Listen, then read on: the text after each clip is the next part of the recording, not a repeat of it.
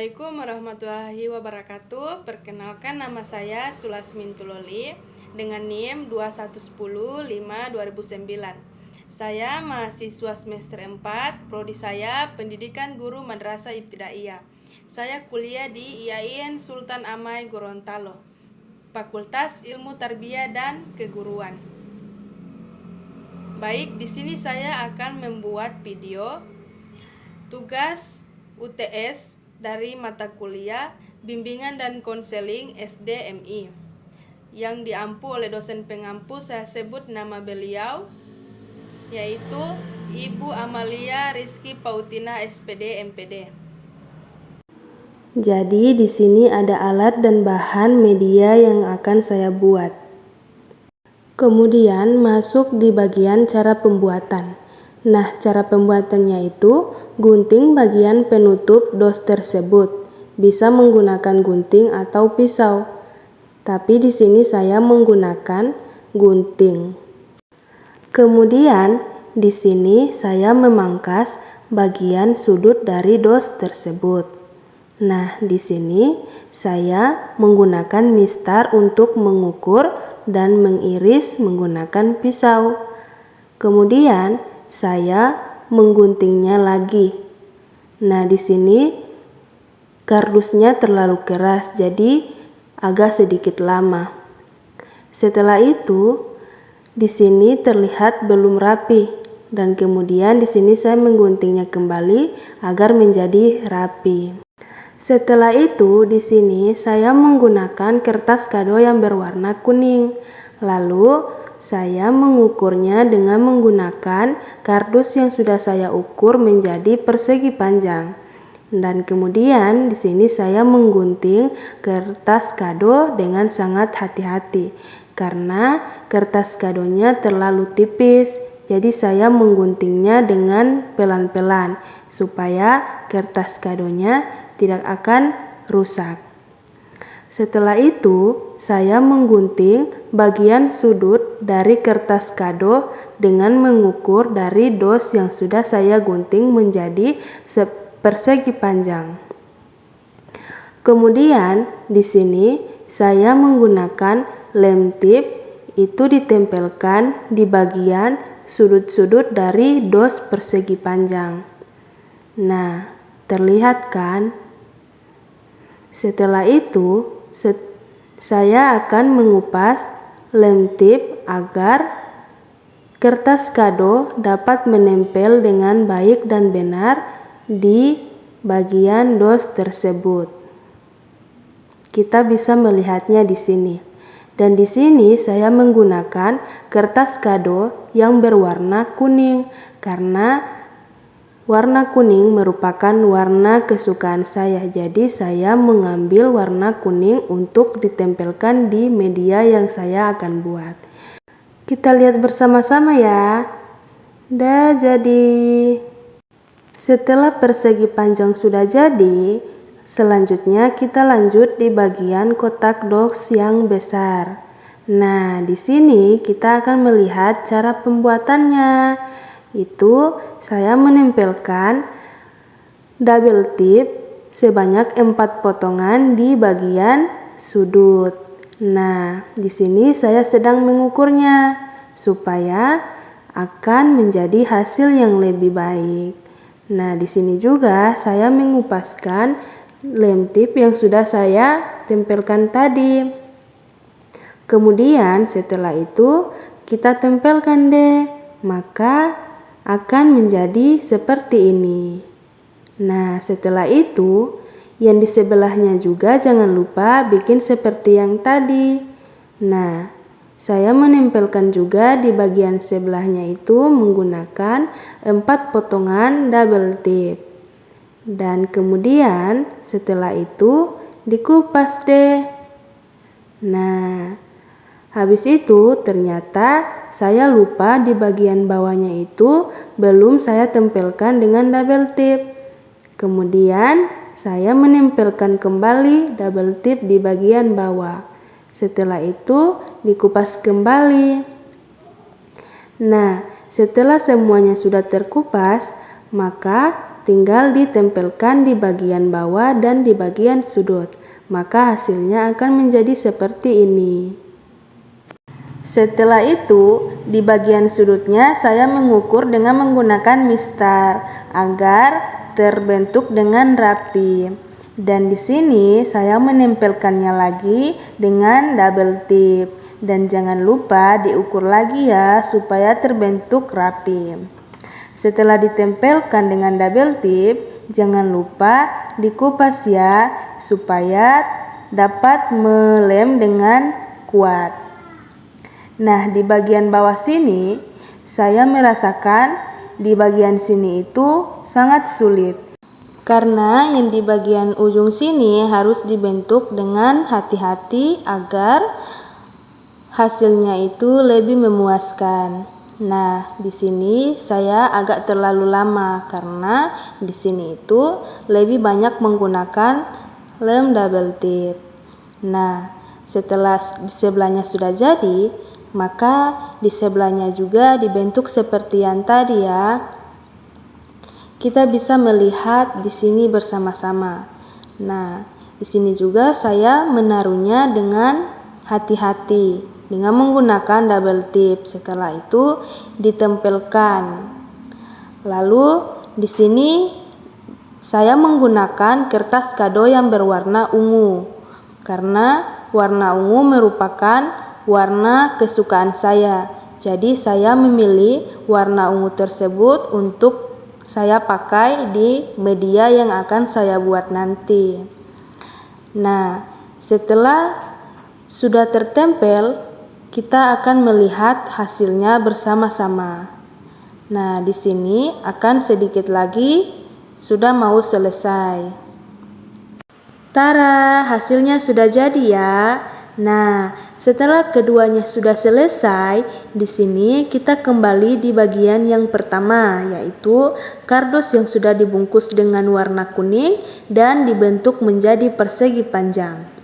Nah, di sini saya mengukurnya dengan menggunakan mistar agar ukurannya menjadi setara. Dan di sini terlihat saya menempelkan double tip di bagian sudut-sudutnya. Nah, ketika sudah ditempelkan dengan double tip, maka jangan lupa dikupas ya. Setelah itu, kotak ungu ditempelkan pada bagian kuning yang sudah ditempelkan dengan double tip tadi. Nah, di sini kita dapat melihat hasilnya bersama-sama. Tara, dah jadi. Setelah sudah menjadi satu, maka yang di bagian atas saya menggunakan pisau dan mistar. Pisau digunakan untuk mengiris kembali bagian atas dan mistar saya gunakan untuk mengukur agar irisan tersebut menjadi setara. Nah, di sini saya akan membuat lubang di bagian atas kotak ungu dengan sangat berhati-hati. Karena saya takut jika kertas kadonya itu akan robek besar. Nah, di sini sudah jadi, tinggal bagaimana caranya merapikannya. Ketika sudah selesai membuat lubang di atas, maka kita lanjut lagi di bagian sudutnya. Nah, kira-kira di bagian sudut ini akan dibuat seperti apa lagi ya? Nah, di sini saya mengukur dan mengirisnya dengan pisau. Dan di sini saya mengirisnya dengan sangat berhati-hati dan pelan-pelan. Karena saya takut kalau media yang saya buat itu tidak sesuai dengan apa yang saya inginkan. Nah, kira-kira akan dibuat seperti apa lagi ya? Kemudian kertas ungunya dicabut kembali dan kita lihat akan menjadi apa. Dan ternyata di sini saya buat menjadi sebuah pintu kecil. Nah, tara. Kemudian bagian pintu yang sudah saya bikin tadi, di situ bagian sudutnya saya menempelkan beberapa double tip di bagian sudut-sudutnya. Karena bagian pintunya saya akan membungkusnya dengan kertas kado yang berwarna kuning. Nah, setelah sudah tertempel, jangan lupa dikupas ya. Dan ternyata di bagian sebelahnya itu saya lupa menempelkan satu buah double tip. Setelah sudah tertempel, maka di sini saya membungkusnya dengan kertas kado yang warna kuning yang sudah saya ukur sebelumnya. Setelah di bagian luar sudah tertempel, maka jangan lupa pula di bagian dalamnya itu harus ditempelkan. Nah, di sini saya masih membuat tempelan yang di bagian dalam. Kita bisa melihatnya bersama-sama. Nah, kita kupas ya double timnya supaya kertas kado yang di dalam dapat tertempel dengan kuat. Nah, hasilnya akan menjadi seperti ini. Setelah pintunya sudah selesai dibuat, maka langkah selanjutnya di sini saya akan membuat gagang dari pintu tersebut. Dan saya membungkusnya dengan menggunakan kertas kado yang berwarna ungu. Karena pintunya warna kuning, maka gagangnya itu saya bentuk menjadi warna ungu. Di sini kita dapat melihat bersama-sama ternyata gagangnya sudah jadi. Tinggal bagaimana cara menempelnya. Nah, saya di sini menempelkan dua double tip yang potongannya itu kecil-kecil dan saya tempelkan di bagian pintu. Saya mengukurnya dengan gagang yang sudah dibikin agar letaknya itu menjadi rata. Nah, kita lihat bersama-sama ya. 1, 2, 3. Wow, ternyata hasilnya jadi begini. Selanjutnya, kotaknya akan saya hiasi dengan berbagai macam emot. Nah, di sini kita dapat melihat berbagai macam-macam emot. Dan di bagian pintunya itu saya menempelkan emot marah dan di bagian sampingnya saya menempelkan emot senyum. Dan di bagian atasnya pula, di situ saya menempelkan berbagai macam-macam emot. Nah, di sini kita bisa dapat melihat emot apa-apa saja sih yang ditempelkan di bagian atas.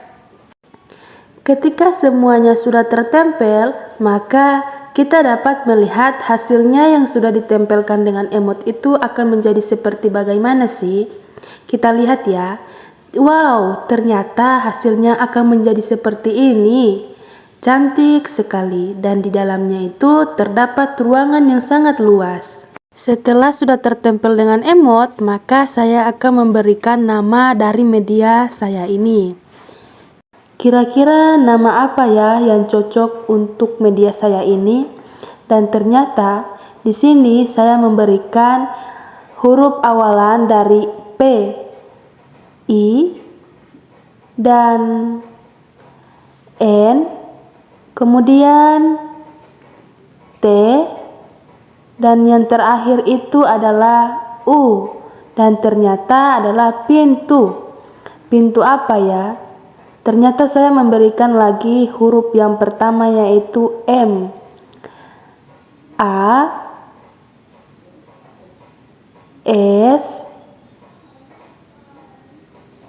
A, L, A, H. Dan ternyata nama media saya itu adalah pintu masalah. Wow, ternyata ini media pintu masalahnya. Wow, ternyata medianya bagus sekali dengan warna kuning, ungu, kemudian terhias dengan emot, dan namanya juga cocok untuk media ini. Untuk cara penggunaannya yaitu masukkan selembar kertas, dimasukkan ke dalam lubang yang sudah dibuat di atas kotak warna ungu. Dan cara mengambilnya itu kita tinggal membuka saja pintu yang sudah dibuat di bagian bawah. Nah, begitu cara penggunaannya ya teman-teman. Dan surat yang dimasukkan ke dalam pintu masalah tersebut itu berupa pertanyaan atau masalah yang dihadapi oleh konseling. Baik, langsung saja. Di sini saya membuat media yaitu pintu masalah atau kotak masalah. Di sini saya akan menjelaskan pengertian dari pintu masalah atau kotak masalah, tujuan, fungsi, dan manfaat dari kotak masalah. Baik, langsung saja. Di sini saya akan menjelaskan apa itu kotak masalah atau pintu masalah. Kotak masalah atau pintu masalah adalah instrumen media BK yang berfungsi sebagai sarana bagi konseling untuk menyampaikan masalah dan pertanyaan-pertanyaan secara tidak langsung. Itu bisa dikarenakan karena rasa takut atau malu. Dengan adanya kotak masalah, konseling dapat mengungkapkan masalah pertanyaan yang dimilikinya tanpa harus bertatap muka dengan konselor. Dan di sini, kotak masalah bisa digunakan kapan saja, karena setiap ada konseling yang merasa malu mengungkapkan masalah atau pertanyaan yang dimilikinya secara langsung pada konselor, maka kotak masalah dapat menjadi sarana penyampaiannya. Baik, lanjut. Manfaat dari kotak masalah dapat menjadi sarana komunikasi yang memberikan banyak manfaat karena peserta didik secara tertulis dapat memberikan masukan, bisa mengadu atau curhat apabila menghadapi persoalan yang membutuhkan bantuan dari orang lain. Dengan adanya kotak masalah, konseling bisa membongkar masalah tanpa harus bertatap muka dengan konselornya. Kotak masalah juga sering disebut dengan kata kotak curhat biar bisa bersahabat. Fungsi dan tujuan kotak masalah atau kotak curhat ini bisa menjadi sebagai alat untuk mengungkapkan permasalahannya yang ada pada peserta didik, terutama bagi siswa yang masih merasa takut atau malu ketika ingin mengatakan sesuatu kepada konselor. Kotak masalah adalah instrumen atau media BK yang dapat berfungsi sebagai sarana bagi konseling untuk menyampaikan masalah dan pertanyaan-pertanyaan secara tidak langsung, bisa dikarenakan siswa tersebut takut atau malu untuk mengutarakan masalahnya. Jadi, dengan adanya media yang saya buat, yaitu pintu masalah atau kotak masalah, atau bisa dikatakan dengan kotak curhat, itu dapat membantu siswa dalam menghadapi masalahnya atau ingin bertanya kepada konselor tetapi dihalangi dengan rasa takut atau malu bertanya secara langsung. Jadi dengan adanya kotak masalah atau pintu masalah yang saya buat di situ, siswa dapat memberikan surat berisi dengan pertanyaan atau masalah yang ada pada peserta didik. Kemudian surat tersebut dimasukkan ke dalam kotak masalah yang saya buat. Nah, di situ konselor dapat mengetahui masalah apa yang dihadapi oleh konseling atau peserta didik. Baik, hanya itu yang bisa saya jelaskan. Lebih dan kurangnya saya mohon maaf apabila ada kesalahan. Wabillahi taufiq wal hidayah. Assalamualaikum warahmatullahi wabarakatuh.